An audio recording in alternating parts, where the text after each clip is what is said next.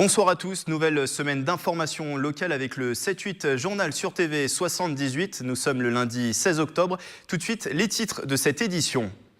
Mobilisation pour sauver la ligne 18. Maires, sénateurs et députés se réunissaient à la mi-journée sur le site de la future gare de Guyancourt, Saint-Quentin en Yvelines.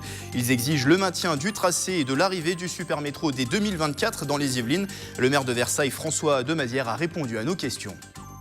Cette action, elle, se déroulait samedi dernier. Le groupe local de Greenpeace Versailles organisait une matinée de sensibilisation thématique la vulnérabilité des centrales nucléaires françaises, alors qu'un rapport d'experts sur le sujet vient de paraître. Nous en parlons avec Cécile Cunin, porte-parole de Greenpeace Versailles.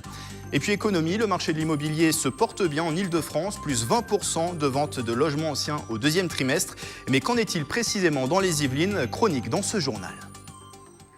C'est une volonté claire et affichée. Ils veulent la ligne 18 en 2024, dès 2024 et dans les Yvelines. Ce midi, près de 200 personnes se sont rassemblées sur le futur site de la gare Guyancourt-Saint-Quentin en Yvelines. Parmi elles, élus de l'agglomération, maires, sénateurs et députés, pour mettre en avant les conséquences négatives d'un possible abandon ou report du projet pour le département et plus particulièrement pour Saint-Quentin en Yvelines, Aurélie Ronze et Nicolas Dandry. Mobilisés pour interpeller le gouvernement. Élus des communes de Saint-Quentin en Yvelines, du département, de la région, députés et sénateurs se sont réunis à Guyancourt, sur le site qui pourrait devenir la gare de la ligne 18 sur l'agglomération.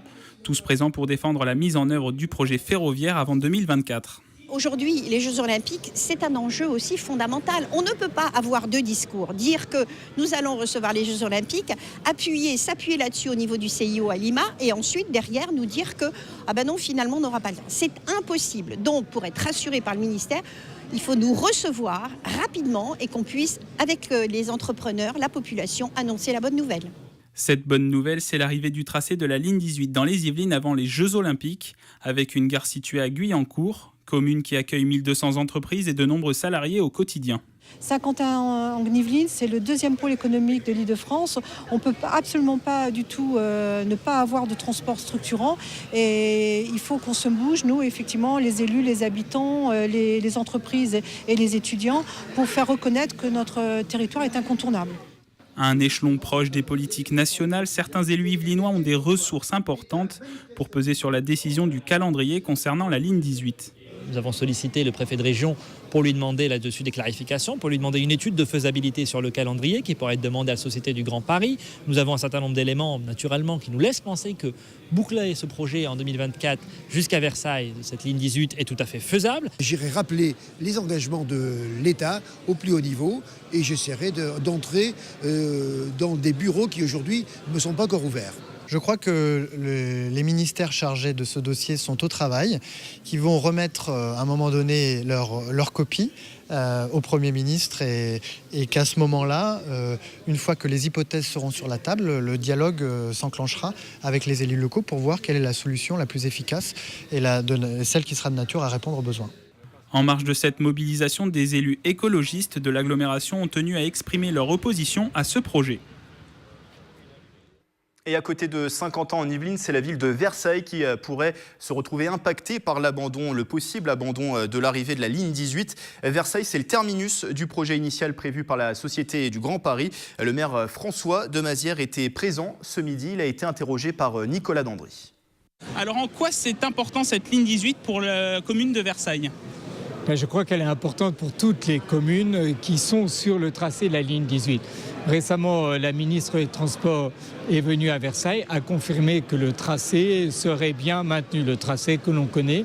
Pourquoi c'est essentiel ? Parce qu'on sait bien qu'aujourd'hui, il y a un projet d'envergure internationale sur le plateau de Saclay et celui-ci n'a pas de sens s'il est en cul-de-sac, si la voie ferrée est en cul-de-sac. Or, c'est un peu ce qu'on est en train de craindre. Parce qu'on a une confirmation du tracé, mais on n'a absolument aucune indication sur le calendrier. Et nous sommes aujourd'hui rassemblés pour dire qu'il faut maintenir le calendrier pour que, notamment au cours des Jeux Olympiques, il y ait déjà cette ligne qui fonctionne. C'est possible, techniquement c'est possible. On sait qu'en 2024, au moment des Jeux, la ligne peut arriver ici, Versailles. On sait que ça pourra arriver ensuite en 2025 si la ligne arrive bien en 2024 sur la ville nouvelle. Concernant justement, vous l'avez évoqué, le calendrier, quelles informations vous avez aujourd'hui ? Eh bien, justement, nous n'en avons pas beaucoup. Initialement, il avait été envisagé 2030. Et puis ensuite, compte tenu des progrès qui avaient été faits sur la ligne, on nous a dit c'est possible d'arriver, comme je vous le disais à l'instant, en 2024 en Ville Nouvelle, 2025-26 sur le terminus qui est la gare des Chantiers. Et donc on dit surtout n'abandonnons pas ce projet. Au contraire, puisque maintenant nous avons été sélectionnés, la France a été sélectionnée pour les Jeux Olympiques, c'est l'occasion ou jamais de maintenir la pression et de faire le plus rapidement possible cette ligne. Donc nous visons très clairement aujourd'hui 2024 ici, 2025-26 à Versailles. En cas de remise en cause du projet, quels peuvent être les moyens de pression ou les moyens peut-être juridiques pour rappeler à l'ordre le gouvernement et l'État ? Bien, écoutez, la ligne dans son tracé, elle a déjà fait l'objet d'une enquête publique et donc ce travail très important est derrière nous. Et puis ensuite, il y aura tout simplement la volonté des politiques. Tous les politiques sont ici rassemblés pour dire que cette ligne est essentielle au développement économique. On ne peut pas demander aux communes de faire des efforts en matière notamment d'immobilier.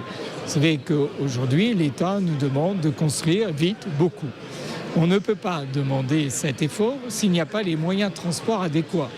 Qu'est-ce qu'on constate? Qu'est-ce que tous les gens qui vivent dans la région constatent? C'est qu'il y a aujourd'hui un embouteillage permanent sur les grandes lignes, sur les grandes voies qui desservent la Ville Nouvelle et Versailles. Et donc si on veut construire davantage, il faut qu'on ait résolu le problème des transports et on ne pourra le résoudre que s'il y a la ligne 18. François Demazière, merci. Merci à vous. On accueille sur ce plateau 3 invités pour ce journal. Maïmouna Abba, bonsoir. Bonsoir. Vous êtes directrice associée de l'Abeille et le Papillon. La crèche citoyenne et inclusive organise une matinée d'échange autour de l'égalité des chances dès le berceau. C'est mercredi à la Cité des métiers de Trappes. On en parle tout à l'heure. Avec moi également Nicolas Dandry. Bonsoir. Bonsoir. Journaliste pour la rédaction de TV 78. Vous nous avez préparé une chronique sur la situation de l'immobilier dans les Yvelines. C'est également à suivre dans ce journal.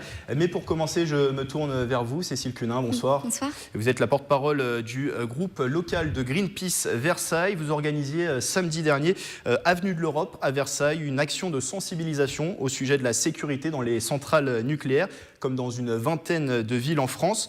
Votre ONG alerte sur la vulnérabilité des centrales nucléaires françaises et belges. Greenpeace France a mandaté 7 experts internationaux qui ont donc écrit un rapport sur cette sécurité. Ils pointent du doigt cette sécurité.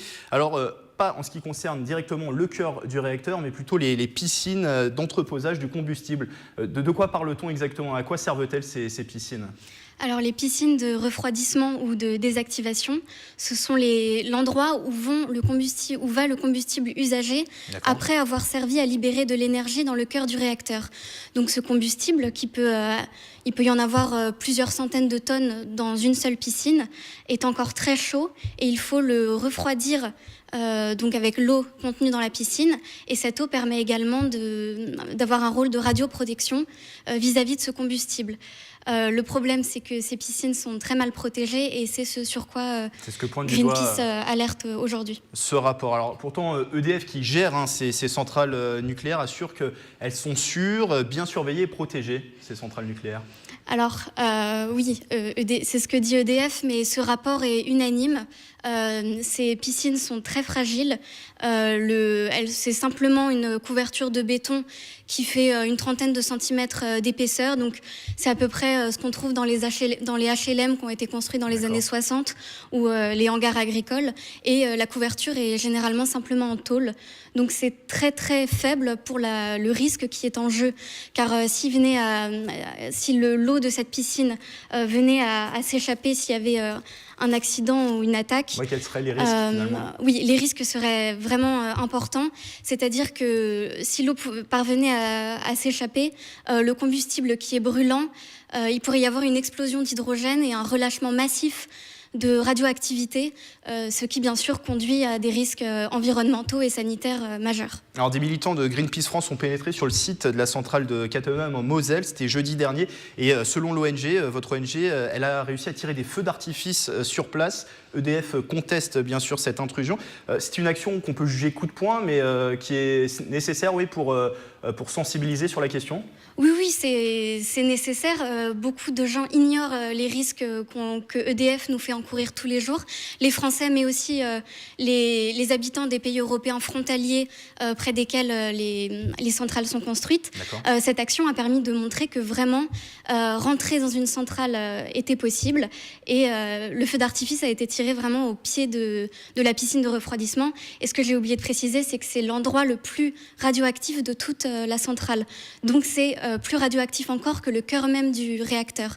2 à 3 fois plus radioactif. Et si on en revient donc du coup à votre manifestation de samedi, ce rassemblement à Versailles, quel était le but finalement? C'était aussi de sensibiliser le public, mettre au courant le public de ces dangers? Oui, tout à fait. C'était de sensibiliser la population, d'alerter, de leur expliquer en quoi tout ceci constituait, parce qu'effectivement, une piscine de refroidissement, tout le monde ne sait pas ce que c'est, et puis de demander à EDF vraiment de prendre ses dispositions, de prendre ses responsabilités et de bunkeriser les piscines, c'est-à-dire de construire une enceinte de confinement comme il en existe autour des réacteurs. Donc on a fait signer une pétition aux personnes qui passaient à cet endroit-là, à ce moment-là, et on les a informés. Merci Cécile Cunin d'avoir été avec nous. Je rappelle, vous êtes la porte-parole du groupe local de Greenpeace Versailles. Plus d'infos sur le site internet de l'ONG qui s'affiche pour nos téléspectateurs. Et je précise d'ailleurs que vendredi à Versailles, à la maison de quartier Porche-Fontaine, sera organisée une réunion d'information sur les actions donc de Greenpeace. Ces images de Versailles, toujours où se tenait hier le festival des alternatives sur le parvis de l'Hôtel de Ville. 7500 visiteurs se sont rendus à cet événement organisé par le mouvement Alternatiba Versailles. Objectif, présenter des alternatives concrètes pour faire face au changement climatique. Au programme, 90 stands installés, 27 conférences et tables rondes ainsi qu'une quinzaine de spectacles et concerts. Et du nouveau pour vos démarches dans les Yvelines. À partir du 6 novembre, vous pourrez effectuer vos procédures de délivrance de la carte grise et du permis de conduire directement sur Internet. Le dispositif était présenté à Versailles la semaine dernière. Des démarches dématérialisées. Vous n'aurez plus besoin de vous déplacer et donc de perdre du temps dans les files d'attente de la préfecture. Propos recueillis par Nicolas Dandry. Alors, ce sont les diverses demandes que peut vouloir faire un particulier, qu'il s'agisse d'un changement d'adresse, d'un changement de situation de son véhicule, une cession de son véhicule, etc. En matière de permis de conduire, tout simplement l'inscription au permis, c'est la demande de permis une fois qu'on a réussi les épreuves. C'est tout ce qui est la vie quotidienne, je dirais, dans le cadre d'une demande de permis de conduire ou de carte grise. Ce sont toutes ces procédures que l'on veut simplifier.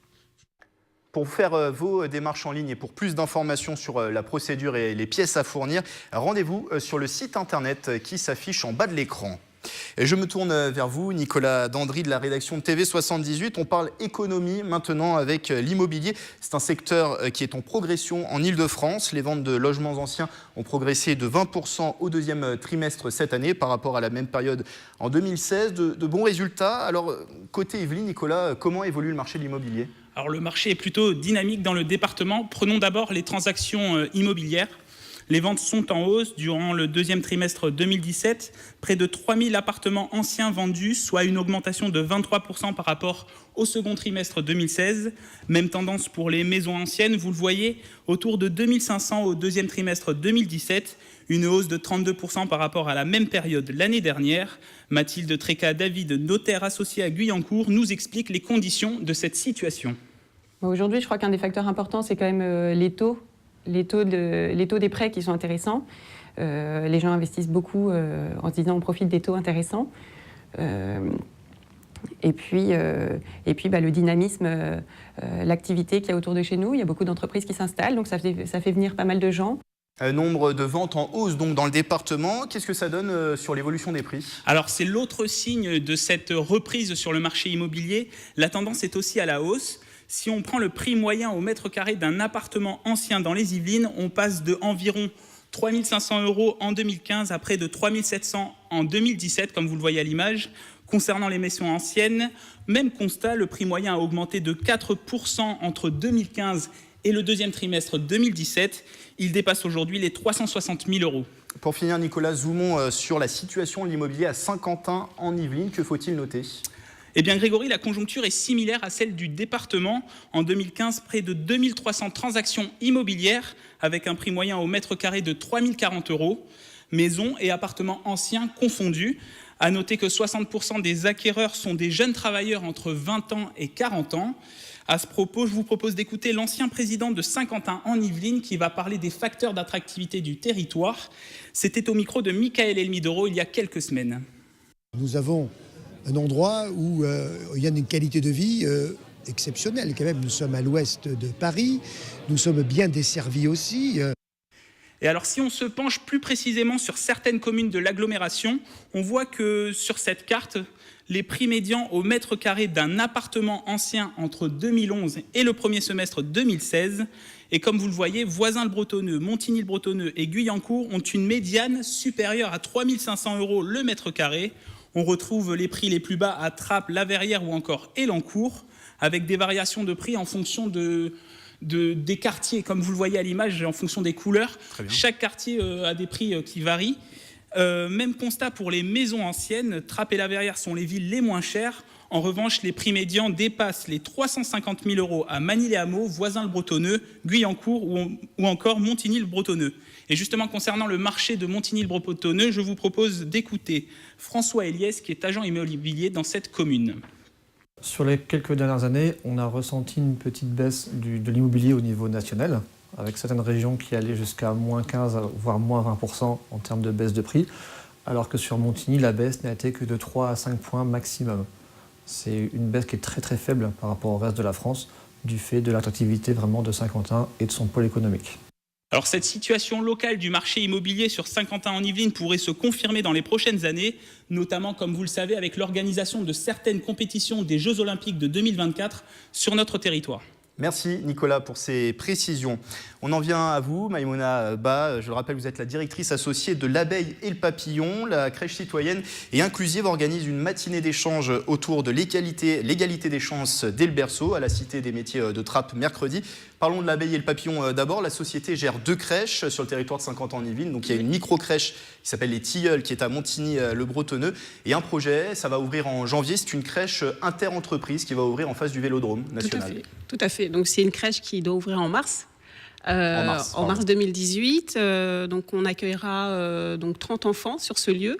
Il aura la spécificité d'accueillir des salariés des entreprises environnantes. D'accord. Donc c'est une crèche interentreprise au même titre que d'autres crèches interentreprises implantées sur le territoire. Et nous ouvrons également 5 berceaux pour des familles qui sont inscrites dans un parcours d'insertion.